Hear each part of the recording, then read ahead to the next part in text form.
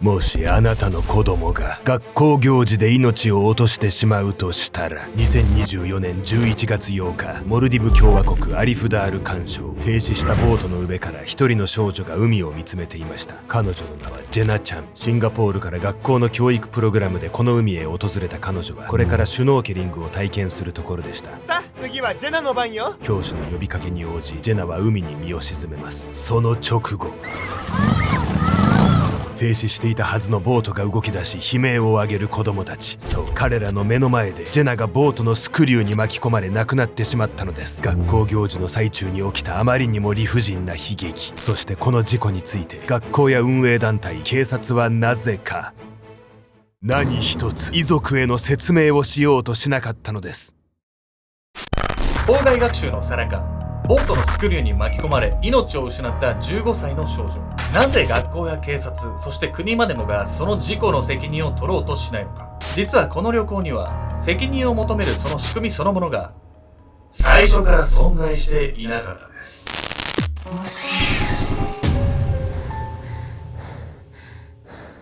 おぞすけちゃんです。やみやみこです。というわけで、やみこさん、今月のね、27日に27日。福岡でね、お伝えさせていただくんですけど、はいはい多分この動画が出る頃には終わってるか直前ぐらいなんですけど、ちょっと福岡の次どこでやろうかなと思ってて、北海道マジで俺も思った。知床半島。誰も来ないのも。あ、本当に北海道ありだよね。北海道か、やっぱタイとか。タイ。誰も来ないわよ。来た人マジでファンだよ。現地在住のさ、人いそうだけど。いそうだよね。ちょっといろいろ考えてまして、北海道ありだよね。なのでちょっとね、皆さんも、ぜひこの地域でやってほしいなって、ちょっとコメントでいただけたらね、コメントが多いとこ行ったりするかもしれないんで、僕とね、やみこさんできるだけね、そこ時間合わせてね、お邪魔させていただければと思うので、ぜひね、皆さんのリクエストをいただければと思います。今回はモルディブで起きたあまりにも痛ましい事故をご紹介します。校外学習で海を訪れていた15歳の少女が、ボートのスクリューに巻き込まれて亡くなってしまったんです。教師がさ、ちゃんと見てるはずのさ、校外学習でなんでそんなことが起きるのかしらね。ボートが動いてるすぐ近くで普通泳がせないでしょ。ほんとそこなんですよ。ただ本当に異様なのはその後の関係者の対応なんです。学校と遠征の運営団体、そして警察すら遺族にこの事故の詳細を明かそうとしなかったんです。関係者がだんまりを続ける中、まず動いたのは被害者の父親だったんです。そしてこれ調査を進める中、なんで誰もね、ちゃんと本当のことを言わないのか、その理由が分かってくるんです。たった一人の調査。2025年某日、モルディブ共和国警察署では一人の男性が職員を問い詰めていました。事故からもう何ヶ月も経ってるんですよ。どうして何も教えてくれないんですか。シンガポールからはるばるそこへやってきていた彼の名はアランちゃん。彼は前年の11月、校外学習でモルディブを訪れた15歳の娘ジェナをその行事の事故で亡くしていました。捜査の進捗についてアランは何度も現地警察に説明を求めていましたが、返ってくるのは要領を得ない言葉ばかり。娘の死因すらまともに伝えられていなかったアランは現地の病院にも向かい、カルテを見せてほしいと頭を下げ続けました。お願いします。なぜ娘が死んだのか知りたいんです。学校行事の最中に起きた事故にもかかわらず、なぜ学校や警察ではなく遺族が直接調査に動く事態になっているのか。その理由を探るために事故が起こる直前まで時間を巻き戻して見てみましょう。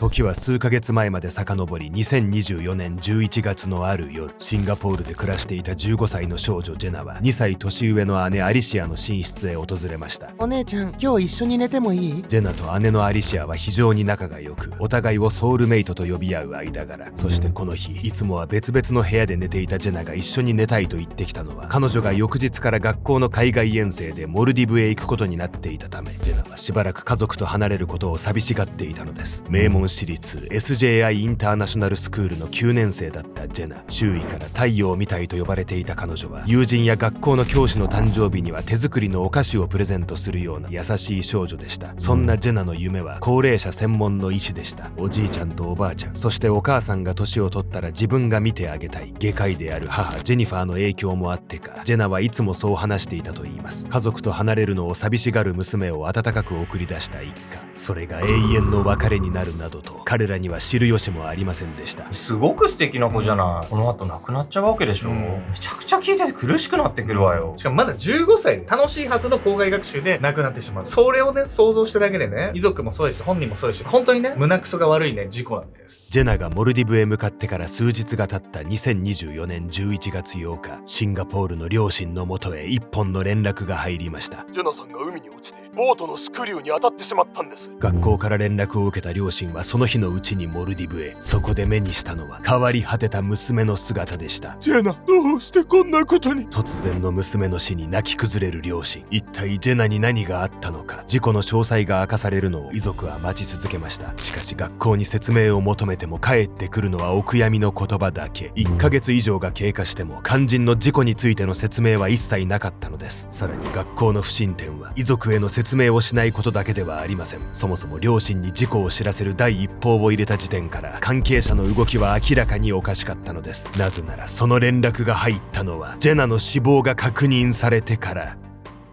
45分以上も経過した後だったから。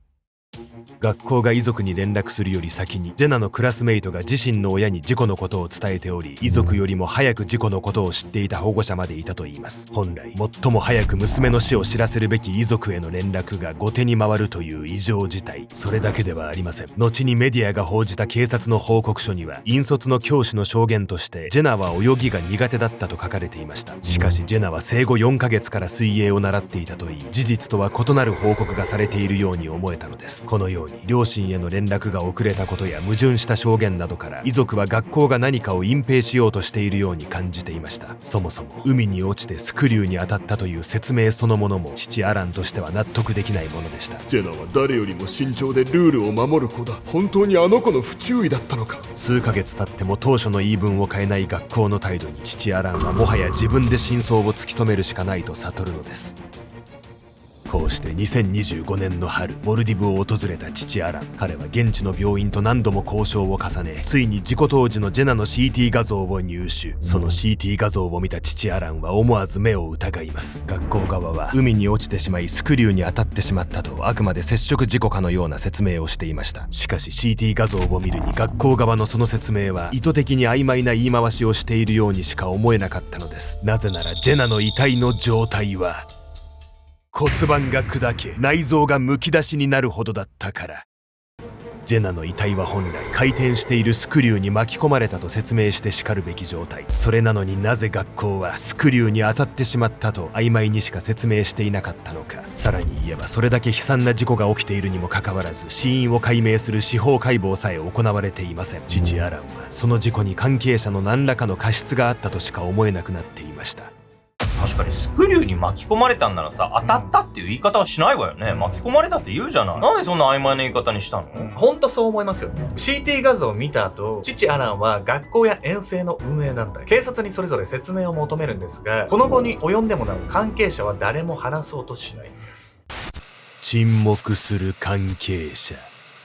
CT 画像を入手した後、アランは娘の死の真相を求め、すぐにジェナが通っていた SJI インターナショナルスクールに問い合わせをしました。すると学校の CEO マイケル・ジョンストンは次のように語ったのです。事故については生徒や教師から話を聞くなど内部調査を進めています。ただ遠征の運営団体が許可を出すか、モルディブ警察が報告書を公開するか、どちらかがないと学校としても全容を把握できない状況なんです。学校側の言い分は体裁こそ整っていても、遠回しに詳しい説明ができないのは自分たちのせいではないと言わんばかりの内容でした。肝心の内部調査についても捜査中という理由で、どのような調査をしているかは一切明かされていません。また学校は遠征をモルディブジンベエザメ研究プログラムというイギリスの慈善団体に委託していましたが、この団体からも十分な協力は得られませんでした。それは団体が当日ボートの操縦を現地の業者に依頼しており、事故の状況を把握しきれていなかったため、シンガポールの学校がイギリスの団体へ遠征を委託し、さらにイギリスの団体はモルディブの業者にボートの操縦を依頼する。その複雑な構造から責任の所在がぼやけてしまっていたのです。イギリスの団体はモルディブ警察へ初期報告書を提出していますが、捜査の完全性を守るためという理由からその内容も公開されていません。まるで知られては困る何かがそこに記されているかのように。当然父アランは母国シンガポールの警察にも協力を訴えましたが、返ってきたのは国外で起きた事故を捜査する権限はないという無情な言葉。誰に何を聞いても取り合ってもらえず、もはや遺族が真相を知ることは不可能に思えました。さらにジェナが亡くなってまだ間もない2025年11月、遺族が真実を知るために奔走している最中にもかかわらず、学校は信じられない行動に出ます。事故の捜査がまだ終わっていないその状況で、学校はその原因となった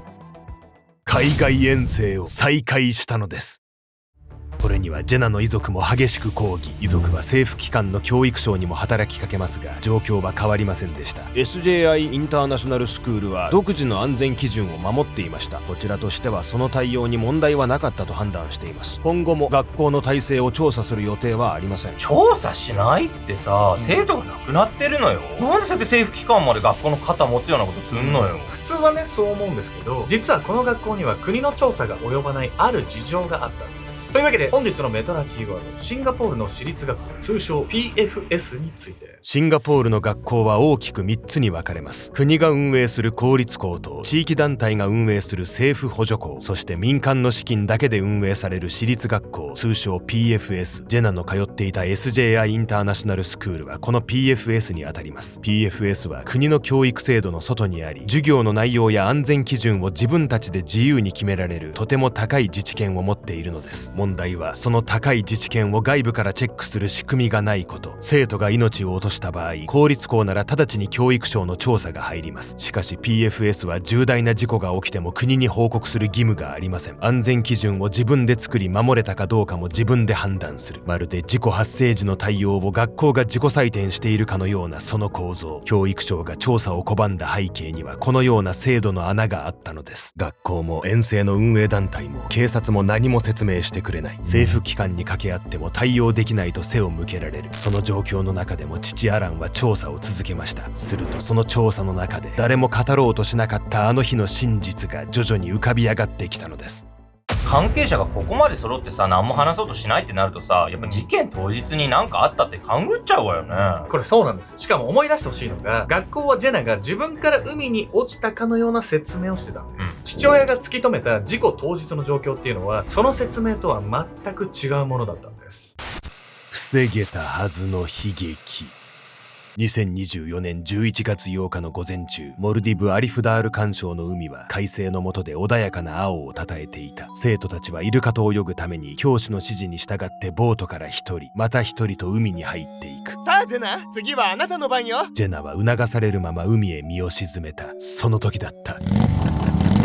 突然停止していたはずのボートが動き出し、後ろへ進み始める。その先にいたのは海へ入ったばかりの子供たち。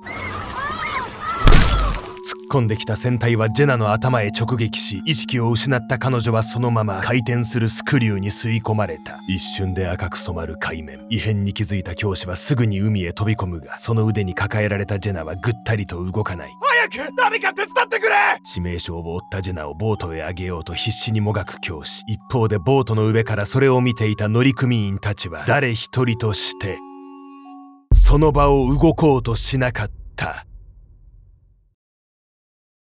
突然の事故に動揺したのか何なのか理由は分かりませんが、ボートの操縦を担当していた現地の業者はジェナの救助に協力しなかったといいます。さらに現地の業者が動かなかっただけでなく、運営団体のガイドも別の場所でイルカを追いかけており、その場の状況は把握していませんでした。その結果、ジェナのクラスメイトたちが血まみれの彼女の引き上げを手伝うという大勢の大人がその場にいたとは考えられないような事態に、学校側は何度もこの運営団体に遠征を依頼しており、委託先は厳正な審査のもと選んでいると説明していました。しかし当日の対応はずさんと言わざるを得なかったのです。これが父アランが報道や自ら集めた証言をもとに突き止めた事故の実態。娘ジェナの死は不運な転落などではなく、ボートの操作ミス、救助の不手際、ガイドの不在といういくつもの過失が重なった末の悲劇だった。父アランはそう確信したのです。しかし関係者の説明も報告書も本当に問われるべき現場の過ちには一切触れていません。まるで全てがジェナのせいであったかのように語られている。父アランにはそう思えてなりませんでした。公式の発表があったわけじゃないからさ、事実はわかんないんだけど、これは関係者たちが自分の立場を守るためにさ、ジェナの不注意のせいにしたっていう感があるわよね。当初の学校の説明は海に落ちた、泳ぎが苦手だったみたいなね、父親が調べた情報と違うものだったんですよ。そして遺族の戦いっていうのは今もなお続いてるんです。事故から8ヶ月が経った2025年7月、学校側は遺族に対しようやく内部調査で集めた証言の開示を提示ししますが、遺族はあまりにも遅すぎるとしてこれを拒否。この点に関しては一見すると、真相を知りたいのであればたとえ遅くても証言を受け取った方がいいのではとも感じます。ただ遺族はおそらく証言の開示そのものではなく、学校側に都合のいいタイミングで都合よく整理された証言を開示されることを問題視したのではないでしょうか。遺族が知りたかったのはあくまで事故直後から透明な状態で共有されるべきだった一時情報なのです。学校側は現在教育省や他の国際学校と協力し、業界全体の安全基準を強化する取り組みをしていると説明しています。しかしその動きは事故の責任から制度の改善というより大きな話へと論点をすり替えようとしているとも見て取れます。自分たちで作った安全基準に従ったと言い張るばかりで、外部の検証を逃れ続ける。遺族はそんな学校の姿勢を傲慢だと強く批判、改善を求める署名活動を開始しました。さらに事故に関する特設サイトやドキュメンタリー映像を公開。捜査の進展が見えない中、この事故の数々の疑問点を世間に訴え続けているのです。高齢者専門の医師になって人々の最後の時を支え看取りたい、そう願った15歳の少女は学校行事の最中に未来を奪われました。家族が求めたのは何が起きたのかという答え。ところが関係者は誰一人として責任を認めない状態が続いています。これは決して遠い海の向こうだけの話ではありません。2026年には日本でも学校行事や部活動の最中に高校生が命を落とす事故が相次ぎました。春には沖縄の海で、そして5月には部活の遠征に向かうバスが事故を起こし、少年少女が命を落としています。なぜ防げなかったのか、誰に責任があるのか、いずれの事故についても全容は未だ曖昧なまま、残された家族だけが答えを求め続けているのです。今日あなたが行ってらっしゃいと送り出した大切な人が二度と帰らなかったら、そしてなぜ帰らないのかさえ誰も教えてくれなかったら、あなたはその答えのない別れに耐えられますか？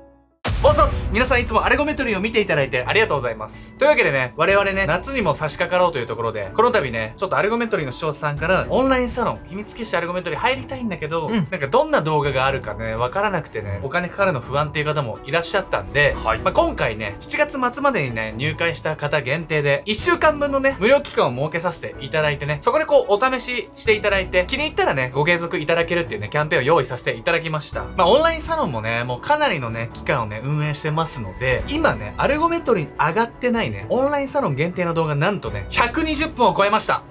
というわけでね、オンラインサロン限定なんで、ちょっと過激な動画だったりね、YouTube に上げられないようなものばかりなんですけど、そちらもね、興味ある方はね、ぜひこのキャンペーンをね、利用して、秘密結社アルゴメトリーに入会してみていただければと思います。改めてね、7月末まで入会の方限定なので、ちょっとね、迷ってる方とかはね、試しにね、入ってみてもいいんじゃないでしょうか。というわけで、引き続きね、アルゴメトリー、そして秘密結社アルゴメトリーをよろしくお願いします。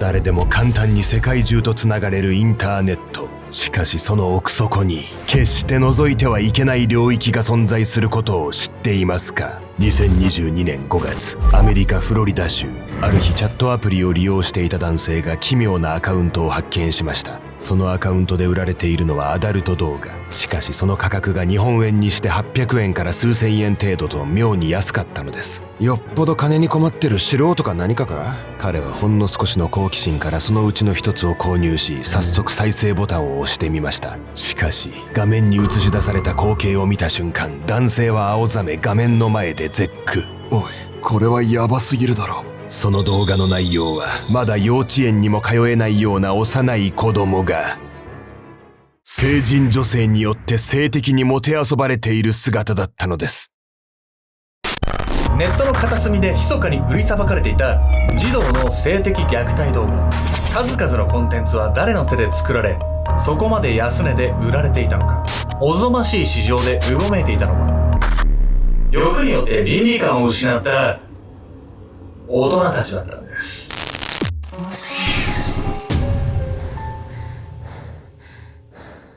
この動画の続きはオンラインサロン秘密結社アルゴメトリーでご視聴ください。